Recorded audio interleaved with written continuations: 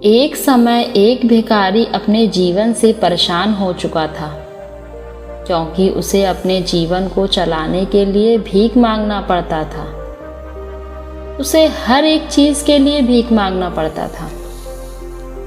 इसी बात को लेकर वह दुखी रहता और दिन भर यही सोचता कि उसके जीवन में बदलाव कैसे आएगा। यह सोचकर वह निराश हो जाता। वह हर दिन देखता कि बहुत सारे लोग निराश होकर आंखों में आंसू लिए लोग और विभिन्न चिंताओं से परेशान लोग गौतम बुद्ध की तरफ जाते और वापस लौटते समय वो लोग बहुत ही खुश होते थे। वह भिखारी यह नहीं समझ पा रहा था कि गौतम बुद्ध उनके साथ ऐसा क्या करते थे कि वह बेहद खुश हो जाते थे। वापस लौटते हुए लोगों के हाथ में ना तो ढेर सारे पैसे होते थे, ना ही सोना चांदी।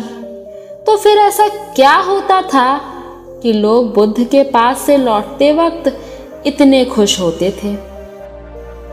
यह सब सोचकर वह भिखारी भी निर्णय लिया कि वह भी महात्मा बुद्ध के पास जाएगा और देखेगा कि ऐसे वहां क्या हो रहा है कि दुखी लोग उनके पास जाकर खुश हो जाते हैं। वह बुद्ध से मिलने के लिए उनके पास चल पड़ा। जहां बुद्ध मौजूद थे वहां बहुत लंबी कतार लगी हुई थी, तो वह भिखारी भी कतार में लग गया। कतार में लगकर वह अपने बारी का इंतजार करने लगा। देखते ही देखते उसकी बारी आई और उसने बुद्ध से कहा, बुद्ध, मैं बहुत ही गरीब हूँ, मेरे पास कुछ भी नहीं। मुझे अपना जीवन चलाने के लिए भी दूसरों से भीख मांगनी पड़ती है। अब आप ही बताइए कि मैं अपने जीवन को कैसे बेहतर कर सकूं।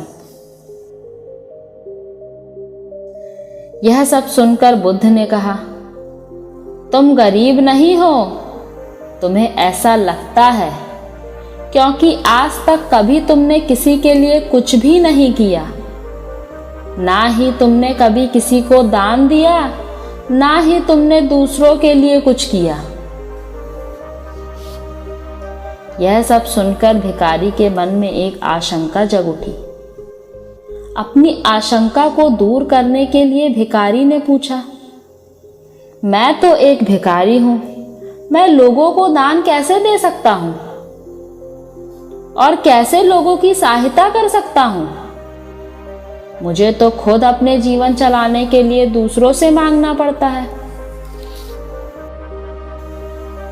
और फिर उसे बोले, तुम्हारे पास हाथ है जिससे तुम लोगों की सेवा में लगा सकते हो और दूसरों का भला कर सकते हो। इसके अलावा तुम्हारे पास मुंह है जिससे तुम लोगों से अच्छी अच्छी बातें कर सकते हो और दूसरों का हौसला बढ़ा सकते हो। यह सब करके भी तुम दूसरों की सहायता कर सकते हो।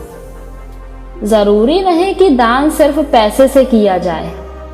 हम चाहे तो हम शिक्षा का भी दान कर सकते हैं, चाहे तो अन्न का भी दान कर सकते हैं।